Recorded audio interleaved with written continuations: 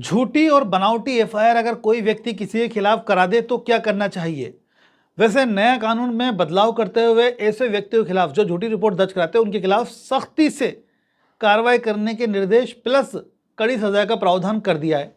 लेकिन सॉल्यूशन क्या है अगर कोई आपके खिलाफ झूठी रिपोर्ट दे दे या झूठी एफआईआर दर्ज करवा दे तो दोस्तों सबसे पहले तो हमें ये पता होना चाहिए कि कोई भी व्यक्ति ऐसे ही किसी के खिलाफ झूठी रिपोर्ट दर्ज नहीं करवा देता। कुछ ना कुछ रीज़न होता है, कुछ ना कुछ घटना होती है या कोई रंजिश होती है, तभी किसी व्यक्ति के खिलाफ कोई रिपोर्ट दर्ज करवाई जाती है।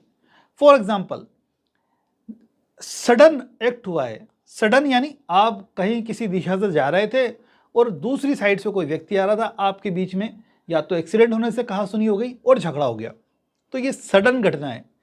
लेकिन एक्चुअल में वो एग्रेसिव पार्टी था।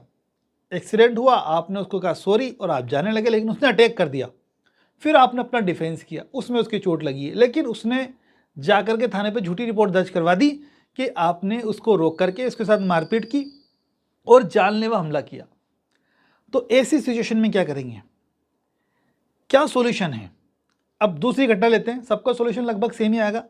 एक आपकी गर्लफ्रेंड है जिससे आप रिलेशनशिप में थे और आपको पता है कि वो रिलेशनशिप आपका कहाँ तक था, लेकिन अब वो आपसे शादी करना चाहती है और आपने मना कर दिया। आपके मना करने के बाद वो थाने पर जाती है, एक रिपोर्ट दर्ज करवाती है। अब आपको पता है कि आप उसके साथ रिलेशनशिप में कहाँ तक थे, क्या रिपोर्ट हो सकती है। तीसरी कंडीशन, हस्बैंड वाइफ हो आप, हस्बैंड वाइफ के बीच में विवाद चल रहा है, दोनों के विचार नहीं मिल रहे, साथ में रहते हैं, प्रॉब्लम्स होती हैं, वाइफ बार बार मायके जाती है, लेकिन अब वो साथ में रहना नहीं चाहती, उसका मन बन गया और उसने जाकर के थाने पर रिपोर्ट दर्ज करा दी। ये सभी केसेस ऐसे हैं जिसके बारे में जिस व्यक्ति के खिलाफ रिपोर्ट हो रही है उसको लगभग आइडिया है जो घटना हुई। फॉर एग्जाम्पल, एक पति को पता है कि किस तरह से उसकी पत्नी रहती थी उसके साथ, एक बॉयफ्रेंड को पता है गर्लफ्रेंड के संबंध कैसे थे उसके साथ, और उस व्यक्ति को पता है जिसका एक्सीडेंट हुआ उसके बाद जो घटना हुई।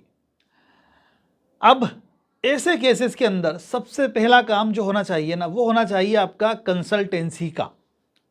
देखो, बीमारी का सॉल्यूशन कौन करेगा, जो उसका एक्सपर्ट हो। हार्ट की बीमारी है, हड्डी वाले के पास जाकर के इलाज कराओगे तो वो इलाज तो कर ही नहीं सकता, बल्कि और समस्या बढ़ा सकता है। ऐसे ही ये जो केसेस होते हैं जिसमें पुलिस का इन्वॉल्वमेंट आ गया, ऐसे केसेस में केवल क्रिमिनल एडवोकेट के पास ही जाएं। क्रिमिनल एक्सपर्ट लॉयर ही आपको सलाह दे सकता है।